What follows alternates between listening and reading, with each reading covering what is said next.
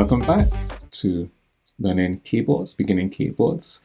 This is really aimed at those who are now getting into wanting to play the keyboards and want to learn, or for those that just may want to just brush up on certain areas, particularly on background knowledge, because we're going to be focusing a lot on the why, not just copying, what somebody plays, but just understand it so that you can actually be able to build it on your own as well. And we want to look at intervals today. We looked at scales previously, looking at the C scale and the major scale and how that is constructed. Now we want to go into chords, but chords have a particular structure and they're based on intervals, this thing called intervals, which we're going to go into right now. Okay, so for intervals, we're looking at the distance between two notes. Let's say between the C and the D, you have a distance here. Okay, and this distance has a particular name or a function. So we're going to look at all of them. Last time, when we were talking about scales, if you look at the video with scales, we looked at things like semitones and whole tones, in which, just a reminder that a semitone, if we're going from C to C sharp, is a semitone. Any two notes that are next to each other, the distance between the two are semitones. Okay, so we want to look first at some common intervals.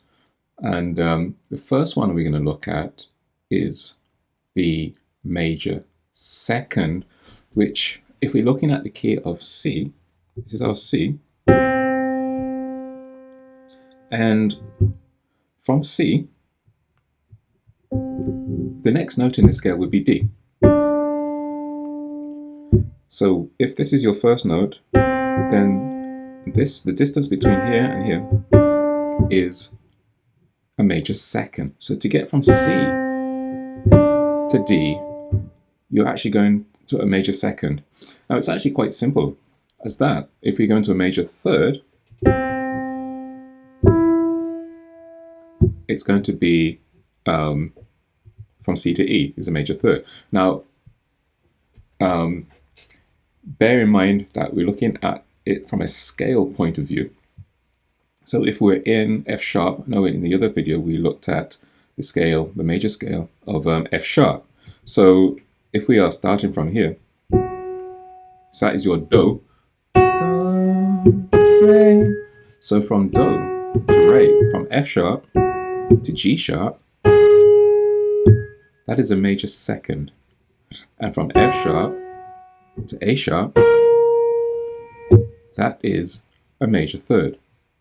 All right. So if you go back to C, because we just want to make this nice and easy, from C to F, it's a major. It's actually a perfect fourth. Sorry, not a major fourth. It's a perfect fourth. Okay. And from C to G, it's a perfect fifth. Okay, a perfect fifth. From C to A, it's a major sixth, and from C to B is a major seventh. Now, you could have gone to C to C. It's the same note, but one is higher than the other, and that is what we would call an octave, which I'm sure you've probably heard of. So that's your octave, and those are your principal major and perfect intervals. And we're going to be using those intervals to construct or to understand how the chords are constructed. So if you understand how the chords are constructed, again, you won't be left thinking, oh, how do I play this or how do I play that? Okay, because there are pretty much rules and ways that you can understand and easy to remember. Okay, just in the same way that we learned how to do the major scale structure. Okay, so we have those as our major intervals. But what about other intervals? Minor intervals. Okay. Okay, so there are minor intervals, and it's good to understand them in terms of the major, because from C to D, we know this as the major second, okay? And you can see that coming up on your screen as C major second. But a minor second simply means that you're going to take that second note and lower it by a semitone. In other words, you're going to flatten it by one semitone. So this would be your minor second, and you should see C minor second coming up on your screen.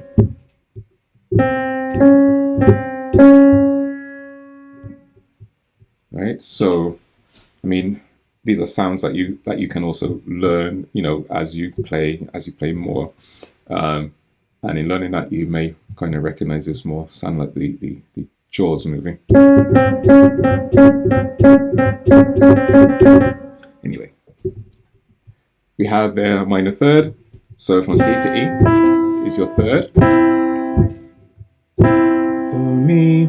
And then you have the minor third, in which you're going to take the E and lower that, flatten it by a semitone. There's a very reflective, mellow sound there, as opposed to the bold sound of the major third. So as your minor third. Your fourth, your perfect fourth, is this, okay? Now with perfects, when you lower that fourth or the fifth by a semitone, you end up with the diminished fourth. So this is a diminished fourth. Now, I'm really giving you this book just for completion, because I don't think that's something that you need to worry about at this stage. What you do need to be concerned about primarily is your third, major third, minor third, and also we're going to be looking at more so at the seventh, the major seventh, and the minor seventh, which you would come across in terms of, or you would hear something like a C dominant chord, or a C7 chord, for example. So we would call that like the dominant, but for this term, the interval is actually a minor seventh. Sorry. So that's I've skipped a lot of notes there. So we have the perfect fifth and the diminished fifth is going to be this. Okay, on your screen you'll see tritone. That's not something that we're going to talk about right now. So then we have the major sixth, we lower that A, and we get the minor sixth.